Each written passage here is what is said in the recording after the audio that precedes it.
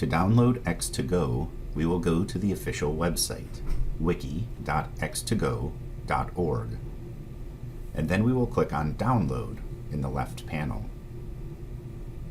We go to the X2Go client box,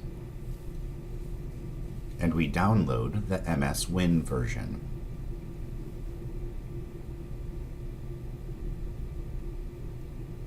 After downloading X2Go, we will click on the exe file.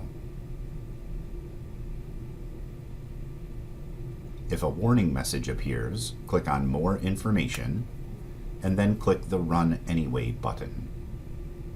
When the installer appears, just click OK, then click I agree. In the following window, click on Next. Then click Next to proceed with the recommended installation. Click Install to start the installation.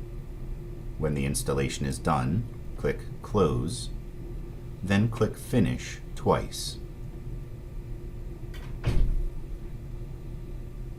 Your X2Go installation is now completed.